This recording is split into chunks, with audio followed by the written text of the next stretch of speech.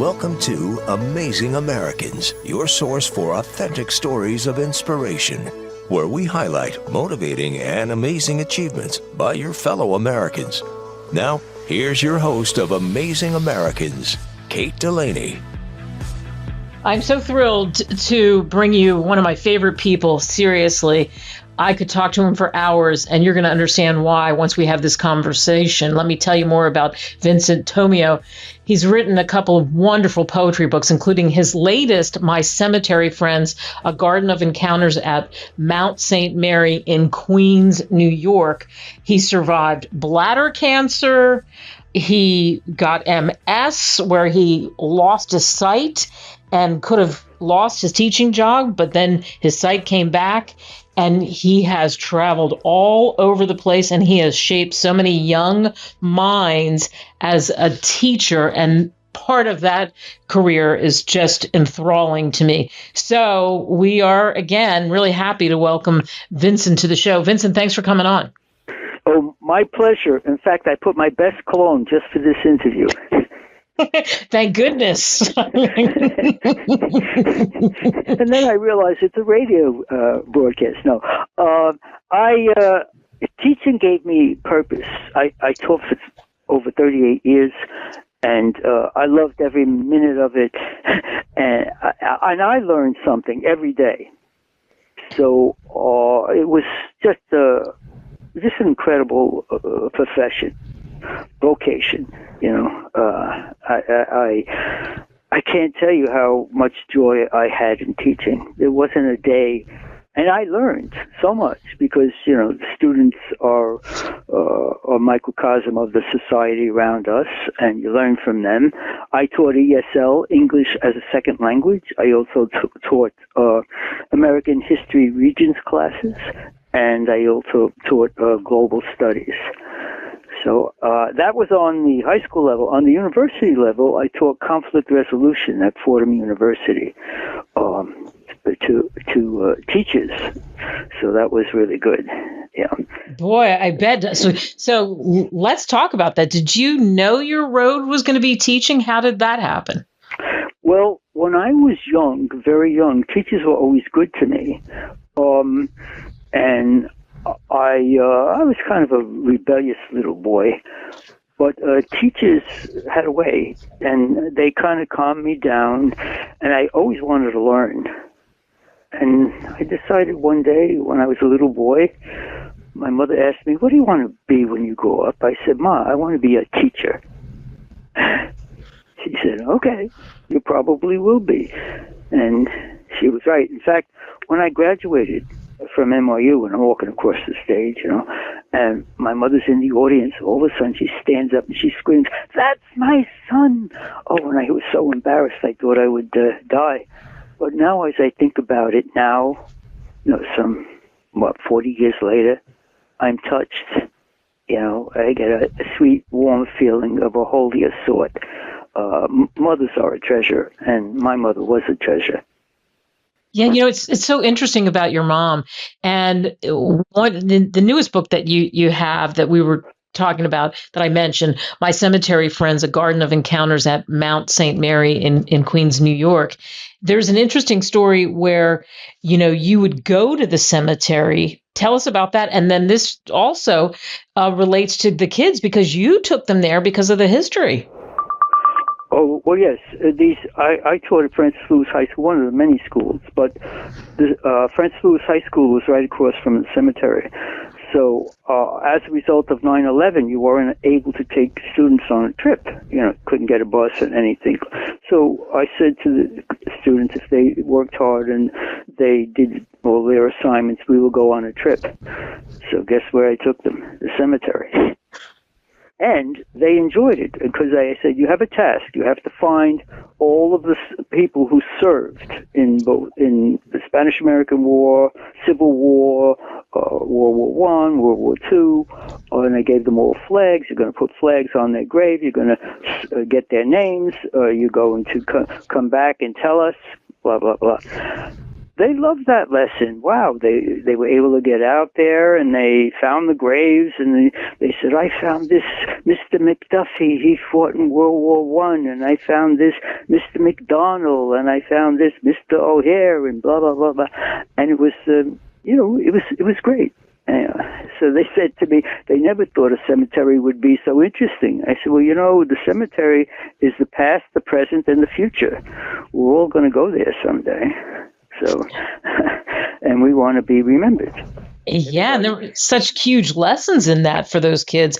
And plus, I mean, what a wonderful thing to put flags on those graves. And what a great, great idea. And I hope somebody listening to this takes that idea and does it themselves, because again, there's so much history, and you said it, past, present, and future right there. And we're all going to go there someday. Yes, and in fact, they had to do a paper on the immigrant in American history. And there's a famous saying, once I thought to write the history of the immigrants in America, and then I realized America was the history of immigrants.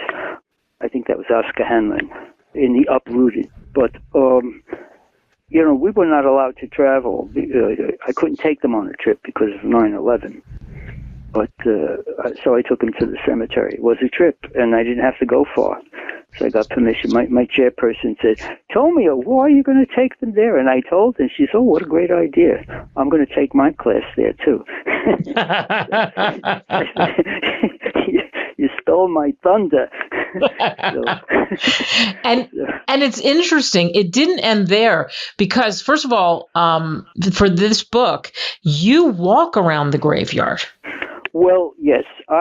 During the pandemic, I've been walking around the graveyard for about 35 years because I live in a very heavily populated urban area, Flushing, and I'm right off Main Street and Casino, so it's very crowded. And when you walk down Main Street, it's like a sea of people coming at you, and you have to bob and weave in between them. It really is. So I say, okay, I have to do something. I want to be able to walk. I want to be able to hear the birds. I want to go into nature. Where am I going to go? So, the cemetery. I mean, after all, it was during the pandemic. I went there, and I was able to take my mask because the dead aren't going to kill me. But I've been going there for 35 years. In fact, you know how you meet someone who knows someone, 6 degrees of separation? And walking in the cemetery, I met people that I knew or knew me or, knew someone who knew someone who knew someone. And even Father Zanin, who I met, and the way I met him, I walked in the cemetery and it was raining. It was like a little drizzle, and he was burying someone, and there was no one there, just him and the casket, and that was it. And the crew, that lowered the casket. So I stopped. They said, said a little prayer, and he said to me, "Are you family?" I said, "No." He said, "Are you a friend?" I said, "No." He said, "Did you know this person?" I said, "No." He said, "Then why are you here?" I said, "Well, I walk here every day, and I couldn't see somebody being buried all alone without anyone other than you. So I stopped and said a prayer." So he said, "Wow, what brings you here?" And I told him. And he said to me, it was raining. It was, now raining. He said to me, well, I said, I come here every day. My mom's buried here. He said, let me walk with you to your mother's grave. And we walked in the rain, and it was a distance to my mother's grave. And in the rain, he blessed my mother. He blessed her sight. And that was the beginning of a long friendship. I knew him over 35 years. And in fact, it was Father Zanin who said to me, he came to a couple of my poetry readings, and he said to me, you're a very good poet, but you have to let go. You have to let your emotions. You're holding back. And he was right. When we come back with our special guest, Vincent Tomeo, more about letting his emotions out and creating better poetry, plus dealing with cancer. That's next on The Flip Side. Stay tuned to Amazing Americans.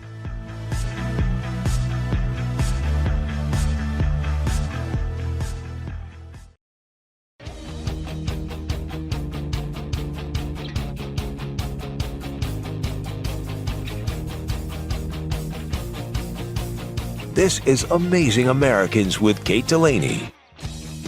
And we're joined once again by Vincent Tomeo, our guest this week on the show. Vincent, you were talking about the cemetery and some of the impacts that had on you, including this meeting with Father Zan and how that led to a lifelong friendship. And what did he teach you probably the most? Let my emotions out, I was trying to, I guess, be hyper correct. And he said, no, don't do that. Show them your feelings, because poetry is feeling. And he was right. And Blake said that poetry is feeling. And it certainly is. Boy, it so is. And that's part of the whole idea with the poetry that you poured into this book, because, it is about life. It is about celebration. It is about what you mentioned, the 6 degrees of separation that we all have. It is about those unique encounters. And it's something that you said that really stuck with me. It's a living museum when you're over these cemetery trails, wherever they may lead you, and you see things that you might have overlooked, right? Yes, definitely. Yes, and you learn from it. It's a study of immigration. It's a study of so many things, It's beside that, it's also a garden. It's a place where you could find peace. It's a sanctuary. I mean, the birds hang out there. All the birds are chirping. It's a sanctuary for them because there's not very many green spots. There is even a fox in the cemetery. Now, the fox, there's a golf course across the street, and the golf course connects to, I guess, sort of like pigtails with the park. I think it's Casino Park. So the fox, he roams, and the people in the golf course said that they feed him, so he's sort of like domesticated. So I saw him one day in my mother's cemetery, and I was shocked. So the next time I went, I bought some veal. He loves veal, expensive taste. But I would bring him something to eat every day, and it became a habit. He would wait for me, and I would bring him meat. And he'd never come near me, but he would, accept my offerings. And in time, he started walking parallel to me as I would walk through the cemetery. So I had a fox friend. So. Oh, I love that. So many lessons, so many things that we can take out of that. And just what a wonderful collection. And what's really cool is, and it says it right on the front of your book, this was archived in Vatican City. Yes. I sent it to the Pope. And it was at the suggestion of Father Zan. He says, why don't you send it to the Vatican? I'll give it a blessing. I said, okay. And I did. And voila. And there it is. And there it is, right? It's right. Like, you write the king, and all of a sudden you get an audience. So. I love that. You have such a great sense of humor, and I know it's lifted you and taken you through many, many, many, many things, including the story that you told me about getting MS. What happened? I have remittent relapsing multiple sclerosis, and I haven't had an exacerbation since 1998. Thank God. I have the, remittent relapsing MS. But in 1998, I got optic neuritis MS, and I never knew MS could affect your sight. And I lost my sight, and I was a madman. I couldn't deal with it.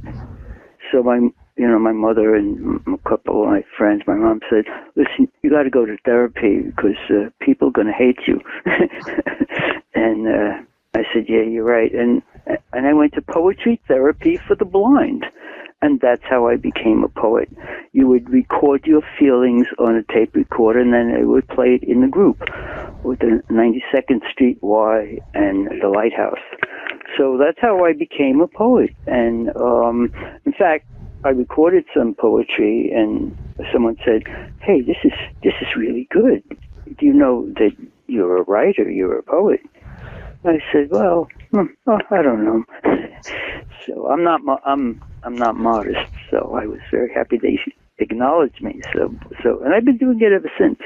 After that, I started transcribing my poems once I got my sight, and I've been writing ever since. I got 1,148 pieces of literature published in magazines, anthologies, newspapers, and I hope one of these days I would like to put a collective work, an anthology, of the collected works of Vincent J. Tomeo, because they're all over the place.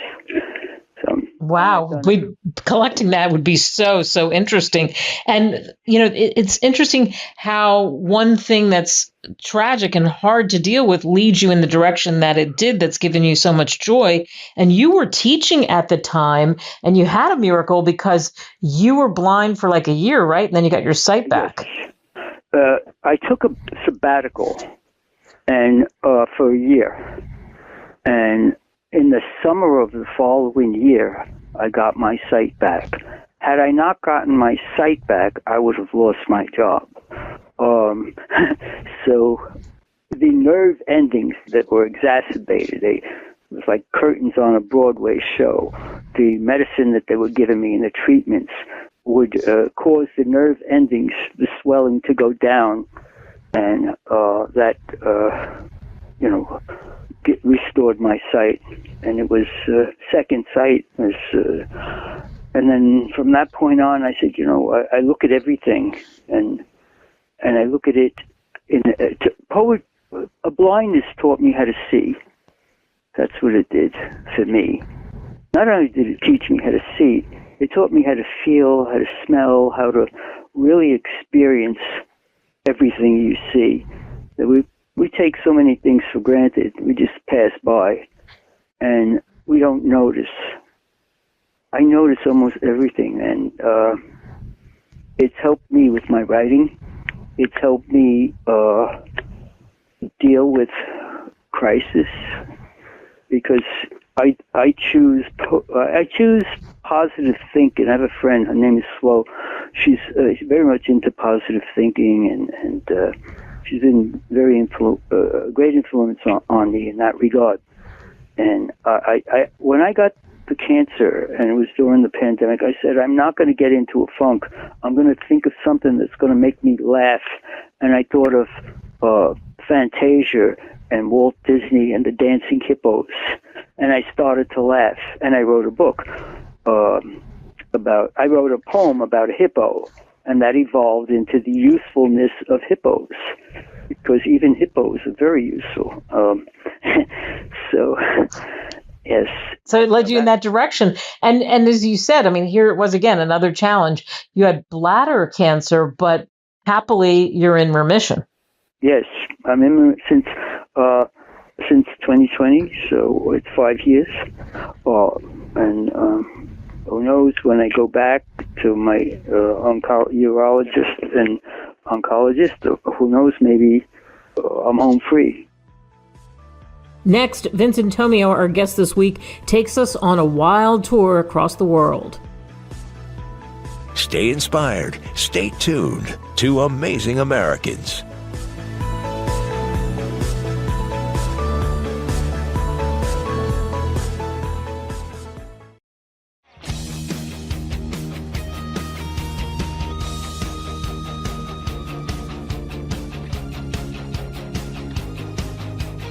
You're listening to Amazing Americans with Kate Delaney. There's a great Dr. Seuss book, Oh, the Places You'll Go, and that reminds me of you, Vincent Tomeo, who is our special guest.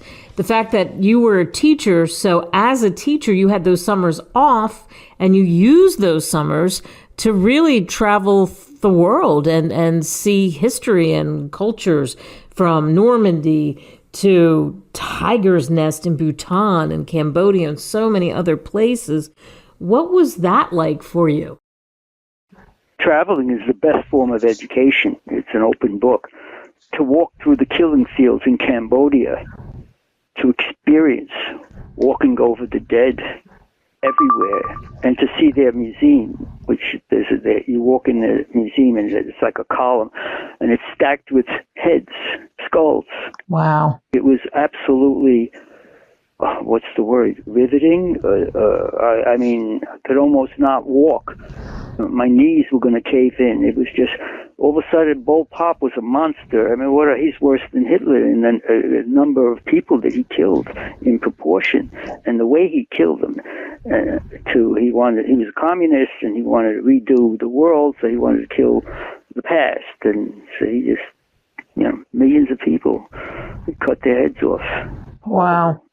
Yeah, I mean that was when I walked over the bridge over River Kwai, and learned about the atrocities the Japanese had committed in Thailand, and that was also an experience because experiencing history.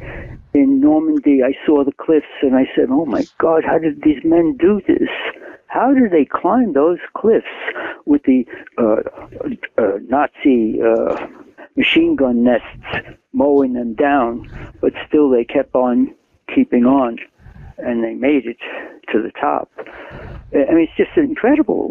We owe so much to the greatest generation. They really were the greatest generation for what they did. And I hope this generation realizes that. When I was teaching, I tried to instill that in my students, the truth. I was telling them the truth. I wasn't, embellishing it in nonsense.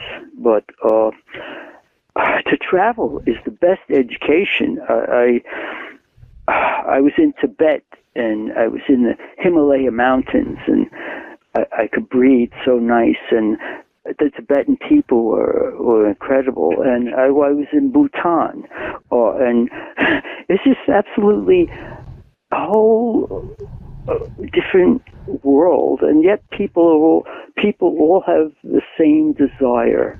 They want to raise their children. They want to be healthy. They want to have a good life, whatever that might be. And a good life to them, most people, would be a roof over their head and food. We in America, we're so fortunate we don't even realize it, what we have. But one of the most fascinating places for me was, I love Peru. Peru was interesting. And Africa. I would suggest everybody, if they have the opportunity, to go on an African safari. It's absolutely incredible. And hopefully it'll be around for generations. I don't know.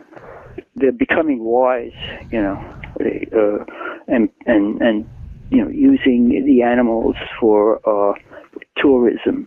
Right. They're taking care of them. They're not killing them.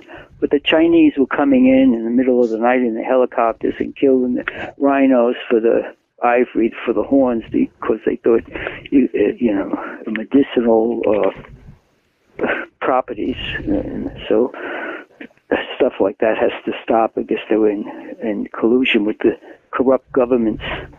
But all right, I won't get political.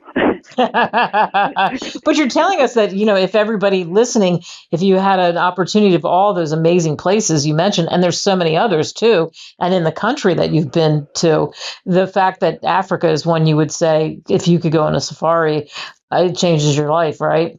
Yes, I would say it's one of the most outstanding experiences you will have. And I really mean that. In fact, I went on 7 of them. Wow. So different, and you have to go with different seasons, because there's, different, if you want to, the wildebeest when they cross by the millions, or you want when the lions mate, so there's different seasons for different safaris. But I would do that. I would go to Machu Picchu, Peru, to see what they did there. And see how marvelous that is. Also, I like the purple corn drink that the Peruvians drink, and I like ceviche, and I love their ice cream. Oh, it's the best in the world. I thought Austrian ice cream was good, but Peru wins the cake. It wins the cake. You also told me about a place that's amazing called Tiger's Nest. Oh, yes, Tiger's Nest. That's in the Himalaya Mountains in Bhutan. And it's all the way up there in heaven. And I climbed all the way up. I don't know how I did. I had to take special medicine because I almost fainted. So along the way, they gave me medicine and for altitude height, But I went to the top, and at the top there were eagle nests, and it was said that it really was the home of tigers. So yeah, incredible. So there are things that you could read in a book, but you have to go because it's a whole different experience. It's like history in the raw. You're right there. And there are things that, I mean, to be up in the Himalaya mountains, to see the eagles flying overhead, to see the snow-capped mountains and see the sun setting on the mountains, or the sun hitting the strata and turning all different colors. It's just absolutely incredible. Nature's wonderful. It's, So I'm very, very fortunate. I'm fortunate to travel. I was fortunate to be a teacher, and I really have so much to be thankful for, and every day I think about that, and I say, I'm very fortunate, and so if I could help someone, I mean, I've had hard times too. I mean, when I had multiple sclerosis, there was a time when I had a very serious exacerbation, and my whole left side was like wood, and I couldn't walk, and I was that way for several months, and I came out of it. Some people never come out of it, so. I'm very fortunate, and I like to help other people, especially because we all have trying times, but it's how we, confront those trying times, and we have to meet them, unfortunately, but it's how we meet them. And I chose to use humor. I don't let negative people rent space in my head. I socially distance myself from people that are negative. I call them tuning forks and train wrecks, and I don't really have time for that. I don't like people that are full of hate or anything like that. So I want to live in a world where we respect each other, where there's peace and harmony, like the bees to the flowers, and the sun to the earth, and the rain. and I feel a poem there. So yes, I like that. Tuning forks. Oh, I agree. Not to let them rent any space in your head. Never, and I don't do that. When I was young, my mom always said, she would say, she had 3 boys, right? So she would say, okay, I want each one of you to hug yourself, because you're the best, you're the this, you're the that. It was a way of instilling, I guess, self-esteem. But I guess it kind of worked. It did work. It did work. What do the brothers think of the fact that here you are, you were published in the New York Times and the Evening Street Review, and I mean, we could go on and on where your poetry has been, and all the amounts of the works, the essays, all of that, all the awards. They were very proud of me, yes. Coming up next, as we continue our conversation with Vincent Tomeo, the influence of an older brother. More Amazing Americans in a moment.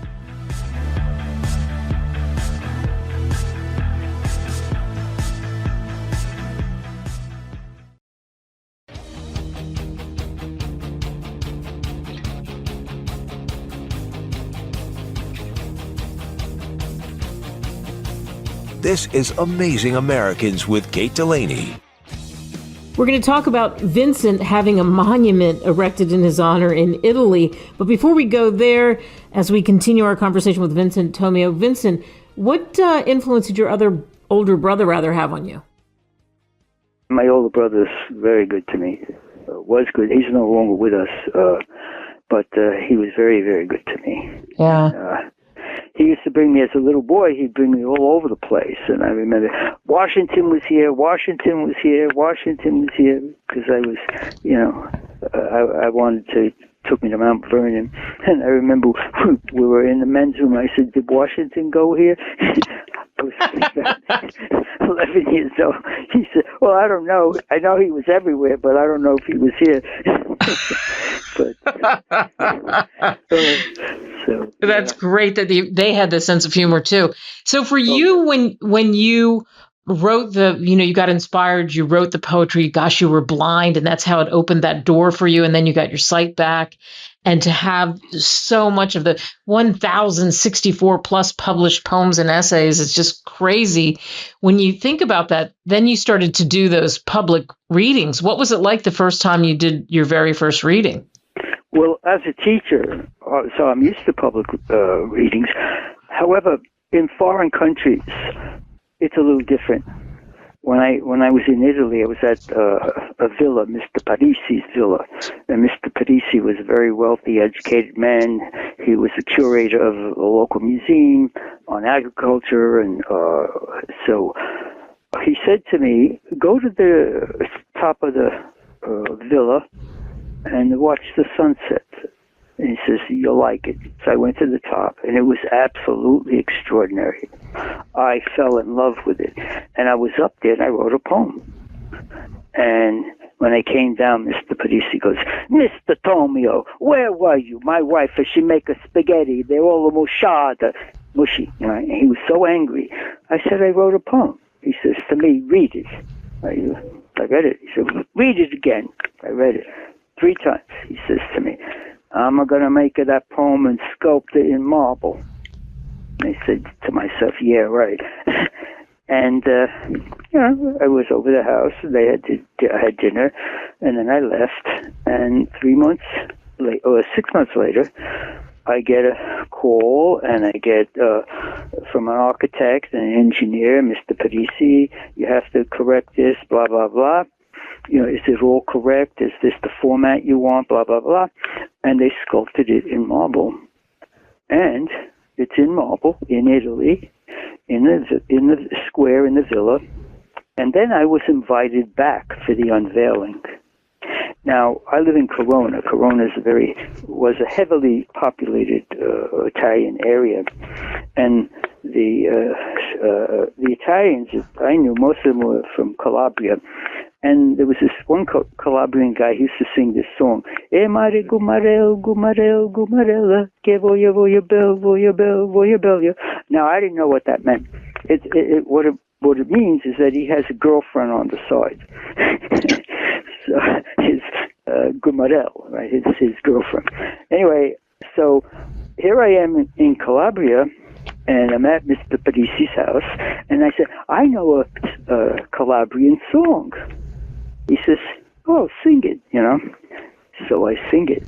And he starts laughing. He says, "That happens to be a folk song here in Calabria."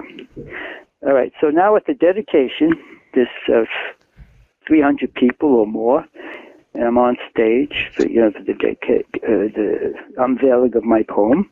He says, "Mr. Tomeo," he introduced me in Italian. He reads my poem in Italian. I read it in English, and then they read it in Roman Italian. And then he says to me, "Mr. Tomeo, recite that poem. Recite your song." I said, Mr. Parisi, "I'm not going to sing." He says, "Mr. Tomeo, sing your song." And I said, "Well, he paid for everything. I'll tap dance if he wants." So I sang the song, and everybody stood up, and they all started singing. It was like a rock concert. It was funny. Wow, what an experience! Oh, it really was. I mean, it was a wedding. It was a wedding, and they're taking pictures. The mayor was there. I was in the Italian newspapers, and it was a bridge between 2 countries, which is another thing. An American boy goes over there and does this, and this is what they do, and it's a bridge between 2 countries. And it's still there. So it's up in the square. And Mr. Parisi, I speak to him every once in a while, and he says, "We put a light over. Now it's all lit up. People could read it at night." And, he's proud, and I'm proud. Yeah. What a great experience. And it seems like that's the beauty, again, of the fact that you were a teacher, the fact that you loved history even as a little boy, and then who would know, would you have ever thought if you look back decades and decades ago that you would have ended up with this incredible, history-filled, interesting encounters of places that you've gone, this kind of a life? One of the most interesting things for me, and this maybe sounds strange, when I was in Vietnam, I crawled through the tunnels. This is the tunnels that the Vietnamese built when the Americans were bombing. So they all went down to the tunnels, and they weren't affected by the bombing at all. And I crawled through the tunnels, and it was like, whoa. It was very strange. It was very, very strange. I bet. Yeah, but I can't explain that. I said, well, no wonder why they were never defeated. It's incredible. Right, because they figured out a way to protect themselves. Yes, and they had a bowl. They had a handful of rice. What they would carry in their backpack, and that's how they survived: the rice and water. And, yeah. Yeah. What would you tell, so we've talked about your poetry and we've talked about the things that you've encountered and what you've dealt with in your life and the influence on younger people. What would you tell people listening to this interview, no matter where they are in life? Well, I had one student says, "Oh, how do you write a poem?" I said, "Well, poetry is feelings.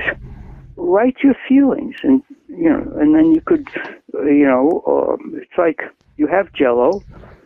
Then you add the whipped cream, add the cherry, and that's what it is. I said, you'll be surprised. So one of the poems that I wrote was about my father during World War II. He was in the Pacific Campaign. When he came home, he left my mother. So I never really knew my father. But here's a poem I wrote. World War II letters home, 143. And those were the dates of the stack of letters I found that my father had written my mother, how he adored her, how he blah, blah, blah, blah. All right, then he came home, then he left her. So here's the poem. Letters home. He came home, left her. So I read that in class, and I said to the class, and one student said, "How could it's so short?" I said, "Yes, but what does it tell you? That there are many victims of war, and that war is, with the whole, that how my mother was hurt, how her children were hurt, how my father was hurt, all of these things. So, and it's only four letters, 4 words." So it doesn't matter the size, it matters the feeling. And that's what poetry is. And you can write poems too. Right. There's lessons in that. There's deep, deep lessons in that. Vincent, we could talk to you all day. What a delight to speak to you. You can get all of Vincent's books just by going to Amazon. Pick them up there for sure. And I can't wait to see what happens in the future with you. Well, thank you so much. And again, I appreciate you for all that you do. And thank you for giving me the opportunity to express myself and with the general public. And I want to thank the general public for listening. And I suggest you go out and buy my book and enjoy it, both of them, because they're both very different. The Usefulness of Hippopotamus is humorous and funny and help you get through a crisis. And My Cemetery Friends is more reflective, but it's also a celebration of life and history, the past, the present, and the future. So well said. Yeah. I want to thank you so much. Well, of course, my pleasure. Thank you so much for coming on. Well, thank you. I'm Kate Delaney. We'll be back next weekend with another inspiring story here on Amazing Americans. Thank you for joining us for another awesome episode of Amazing Americans. Be sure to join us right here at the same time next week for more great stories on Amazing Americans.